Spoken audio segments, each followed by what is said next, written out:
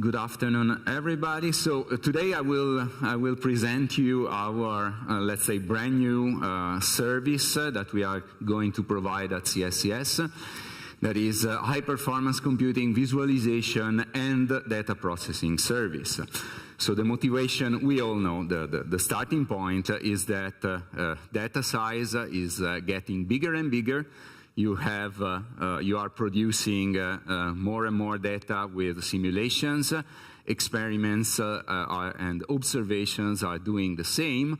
So it's more and more difficult to get to move data from the place they are produced, in our case, our supercomputers, to your laptop, to your workstation, to a remote location. So the purpose, the goal, let me see, is to keep the data, the visualization, and the data processing as close to each other as possible. And this means moving all the data manipulation at the server side, where the data is produced. So you don't need to move the data, the different data sets. You have to keep them where they are produced. But this means that, first of all, we have to provide the computing resources in order to cope with this data. We have to provide, all together, let's say, we have to provide effective applications for data processing that are scalable over these huge HPC systems. And of course, we have also to provide the competencies and the expertise to support the usage of this heterogeneous and complex HPC resources. So we started from visualization. We started from visualization because most of the scientific fields need visualization, can take advantage of visualization, because of course, as we all know, it's the most prompt and most intuitive way of accessing data. This is the kind of example that I usually use. This is the result of a huge cosmological simulation, and at the immediate glance, at the first glance, you immediately identify this as an interesting object in this sea of data. And so you can immediately focus on this object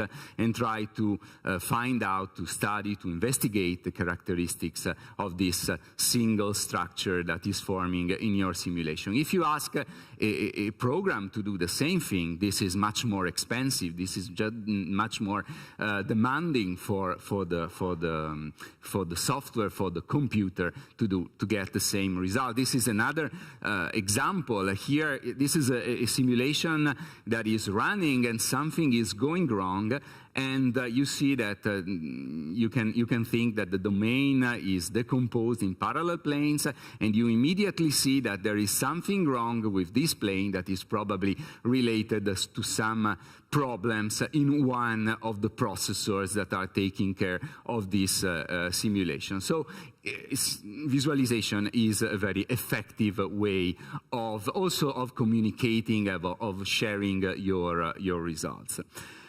So this is more or less what also Sadaf was talking about. Our visualization infrastructure, let's say, is based on PITSDaint. We have created a dedicated visualization partition on PITSDaint, made of 128 nodes. But you can, if you want to run on larger configuration, you can of course submit larger jobs if you have really huge data and you need more nodes or more GPUs to do your visualization. Then there is another system that at the moment is identified with the Pilatus system that is more for post-processing more than for visualization, and in the future we will also add a further, let's say, device for visualization, explicitly addressing the problem of large memory. So the nice thing is that all these free systems can access directly the scratch area of the int, so you can see from all these free systems, you will be able to see from all these free systems the file system where you are producing the data with different performance, of course, because from PITSDaint you have this kind of bandwidth, while from Pilatus you will have something like this. But again, it's a single image file system, and anyway, the performance is still quite good from any of these, let's say, devices for visualization. So, as a summary, we have a single file system that is a huge added value, visible from multiple machines, fast access to data. We have GPUs that can speed up the processing and enhance the graphics. We have scalable systems to analyze huge data sets, and also we will have very soon also large memory nodes for specific needs that requires, of course, a large memory. And then we have also applications, up-to-date, ultimate applications that can exploit this kind of systems. At the moment, we have a ParaView and a Visit. Again, we focus at the moment on visualization, but we will extend. And so the idea is, again, once more, to process data remotely and just get the images or the final results on your laptop, on your desktop. So what's the, very quickly, I don't want to give any technical details on what we set up on the different nodes. So on Dint in particular, the nodes, and in particular the GPUs, are provided with this GPU operation mode set to compute in order to avoid, so switching off any graphic stuff in order to avoid any kind of overhead that could be related to the graphic machinery.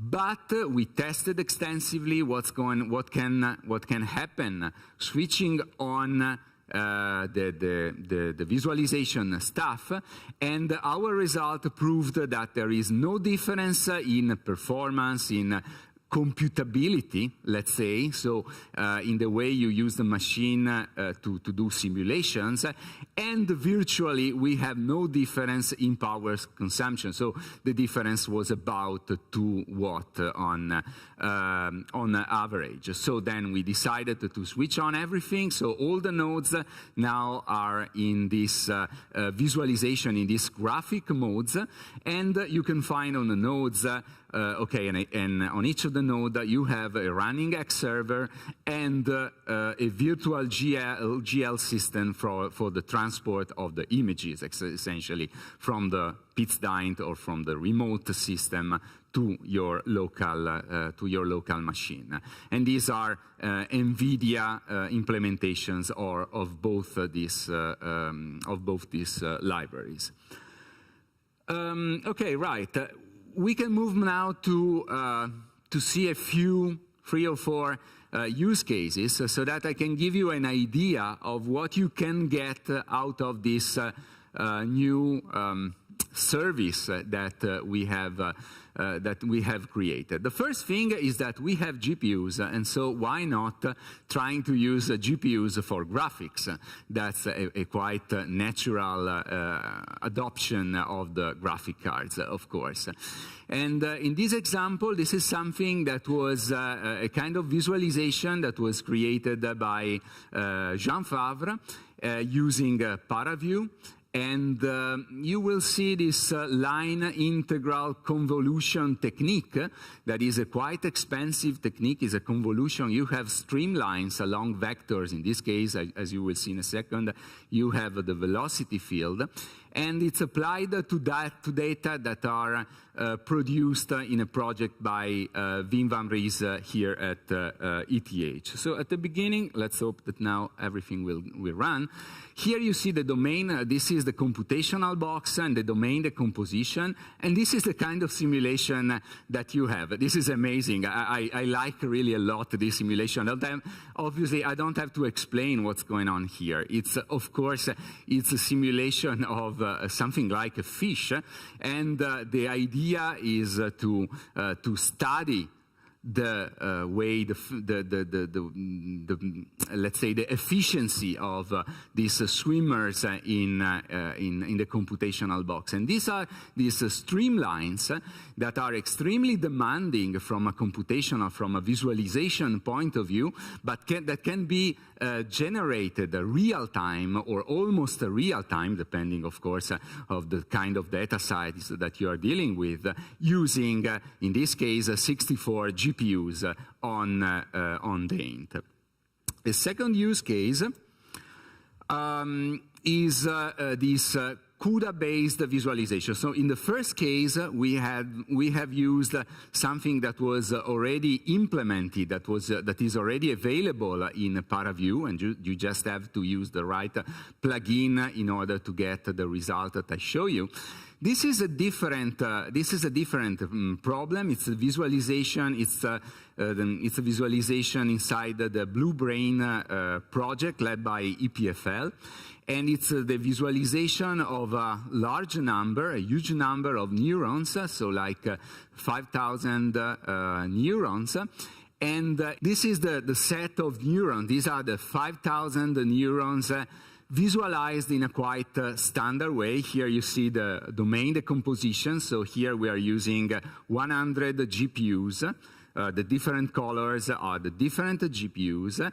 These are sort of ISO volumes or ISO surfaces in order to visualize neurons, synapses, and so on. And you see that the kind of visualization that you can get out of this standard method is quite confusing. It's not clear at all. It's very heavy from a computational point of view. So in this case, we had, and in particular John Biddiscombe, has created a specific kind of volume rendering in order to improve the visualization and to make the visualization much faster, as you see in this sort of real time. Of course, it's a movie, but it's the real time that we are watching here. And with this kind of visualization that is CUDA enabled, so it's using the GPU, you can see that it's much more evident what's the kind of distribution of the complex network of neurons that you have in this simulation. Then other plugins, other ParaView, this is ParaView again, other plugins have been developed in order to improve the visualization. So in order to show, for example, to color things or to define the transparency according to the activity of the neurons, so that you can see only the neurons that are really active. You can create transparencies and colors according to the difference in voltage between different neurons. This is the kind of setup that you're playing. You can play quite a lot in order to tune all the parameters. And at the end, well, we can skip maybe a little now all the setup. But at the end, you end up with this amazing, again, sooner or later. Okay, you do all the tuning that is required, and in a second you can see the final result. That is a time animation, which will let you. Okay, this is the time animation, and this is the kind of activity that you get out of the simulation for the neurons visualized with this custom, let's say, implementation of different plugins for the ParaView stuff. Right. Third example is is more related, here we are focusing more on data analysis and data selection. This is one of the first Kronos projects that are currently running on Dint. It's a set of cosmological simulation from which you want to extract. I hope you can read. So this is the full procedure that you can use. Here we are using Visit on Pilatus. So I want to show you all the different steps that you have to go through to run this data analysis. This is my laptop. This is the Visit interface, and these are the graphic windows of Visit. This is my terminal, and here you can run a Python script that will do all the data processing. So we have created a sort of program. We did also some errors, of course, as usual at the beginning, so you have to define first this variable. But once you have defined it, you can start running all this complex program, and you start doing your data processing stuff. You load the data. You see here that you are submitting, well, you will see in a second much better, that you are submitting a simulation a run on Pilatus, using, I guess, here 32, you see here 32 processors, and then you start running all your processing. Of course, I've shortened a lot everything because it takes some time to go through all these steps. These are the structures that you are interested in and you want to extract and you want to analyze, so you can find some averages of each of these structures. You can save all your data, and finally you can you have the final result. So this is a way to process remotely all your data. So all these things were run on Pilatus, so remotely, and the results, the images and all the final results are stored on your laptop. Final example instead is a custom application. So you may think, if we don't use Visit or we don't want to use ParaView, I have my own application written in OpenGL. Can I run it on this infrastructure? The answer is yes, and this is how. So it's still a little tricky. You have first to run the VNC server remotely on Dint. So you submit the job on Dint, then you need another terminal to make some tunneling of the display because you're running on the compute node. As soon as you have your job running, you can get the ID of the node where you're running, and you use it in this tunneling. I'm sorry, these are a little more technical, but just to show you what's going on. At that point, you set some environmental variables. You start your VNC client on your laptop. You export the display. And finally, you can run remotely. Here we are on Dint. You run remotely your application, and as soon as you have all your parameters set, you run it, and you get your visualization on your laptop. So this is custom. This is just something that we have implemented. Of course, a visualization is not the only way of process data. But data analysis, let's say, can have many different aspects and features. So we have started with visualization, but there are many other things that we are starting thinking about. Here we list a few of them. But yeah, I guess I can stop with the next slide, just to send this final message that the service is, let's say, up and running, is not yet perfect, but in order to make it perfect, we need you. We need you to use the service, to use all the tools that will be available. And so if you want to access the service, just drop an email to help@cscs.ch as usual. And get in touch with us here and at the booth outside, you saw also yesterday. And we will give you live demos this time, not movies, and more information about what we can provide. Thank you.